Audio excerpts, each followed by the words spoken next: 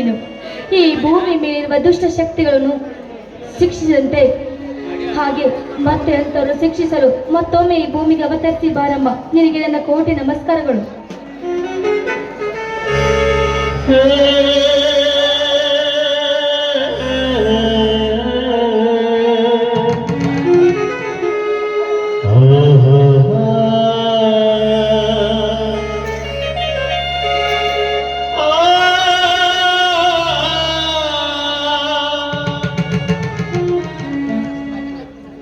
ಗಂಗಾ, ಕೃಷ್ಣ ನದಿಯ ಪವಿತ್ರ ನೀರಿನಿಂದ ಈ ತಾಯಿಯ ಶ್ರೀ ಚರಣ ಕಮಲ ತೊಳೆದು ಪೂಜಿಸಿ ಪುನಿತಳಾದೆಯ? ಪುನೀತರಾದೆ ಸ್ವಾಮಿ. ಈ ಭವ್ಯವಾದ ಬಂಗಲೆಯಲ್ಲಿ ಶೃಂಗಾರಗೊಳಿಸುತ್ತಿರುವ ಈ ತಾಯಿಯ ಪೂಜೆ ಮಾಡಿ ಸುಮಂಗಲಾದ ನಾನು ಪುನೀತರಾದೆ. ನೀವು ಕೂಡ ಈ ತಾಯಿಗೆ ನಮಸ್ಕರಿಸಿ ಪುನೀತರಾಗಿ.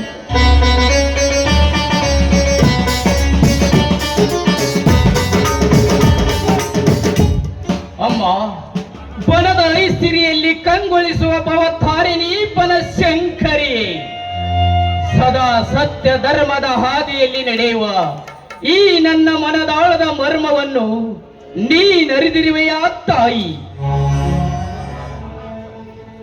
ಅನಾಥ ಮಕ್ಕಳೇ ನನ್ನ ಮಕ್ಕಳೆಂದು, ಈ ಮನೆಯ ಆಳುಗಳೇ ನನ್ನ ಮನೆಯ ಯಜಮಾನರೆಂದು, ರಾಮಲಿಂಗ ಪ್ರವೀಣರನ್ನು ನಂಬಿ ಬದುಕುತ್ತಿರುವ ಈ ನನ್ನ ಮನಸ್ಸು ಹೀಗೆ ಸ್ಥಿರವಾಗಿ ನಿಲ್ಲಿಸಿ ನನ್ನೊಬ್ಬಳೇ ಮಗಳಾದ ಶಹಂತಳಿಗೆ ನಿನ್ನ ಆಶೀರ್ವಾದವಿರಲಿ ತಾಯಿ, ನಿನ್ನ ಆಶೀರ್ವಾದವಿರಲಿ.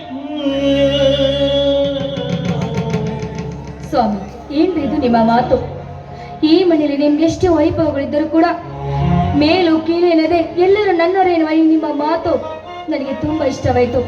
ನಿಮ್ಮಂತನ್ನು ಕೈ ಹಿಡಿದ ನಾನು ನನ್ನ ಜನ್ಮ ಸ್ವಾರ್ಥಕವಾಯಿತು ಸ್ವಾಮಿ, ಸ್ವಾರ್ಥಕವಾಯಿತು.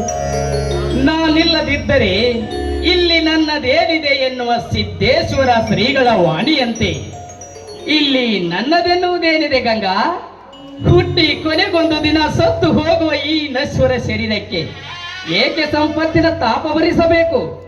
ಒಟ್ಟಾರೆ ಈ ಜಗದಲ್ಲಿ ನಾವುಗಳು ಈ ಭೂಮಿಗೆ ಬೆಳಕಾಗಿ ಬಾಳಬೇಕೆಂದರೆ ಅದಕ್ಕೆ ಒಂದೇ ದಾರಿ ಇದೆ. ಸದಾಶಿವ ನಾಮ ಸ್ಮರಣೆ ಗಯುಕ್ತ ಮುಕ್ತ ಮನಸ್ಸಿನಿಂದ ಕಣ್ತೆರೆದು ನೋಡಬೇಕು, ಅಷ್ಟೇ ಈ ಜೀವನದ ರಹಸ್ಯ. ಹೌದು ಸ್ವಾಮಿ, ಈ ನಿಮ್ಮ ಮಾತಿನಲ್ಲಿ ರಹಸ್ಯವೇನಿದೆ ಸ್ವಾಮಿ? ಅದಕ್ಕೆ ಹೇಳುತ್ತಿದೆ ಒಂದು ಗಾದೆ ಮಾತಿನಲ್ಲಿ ಇದರ ಅರ್ಥವನ್ನು. ಏನ್ರಿ ಅದು?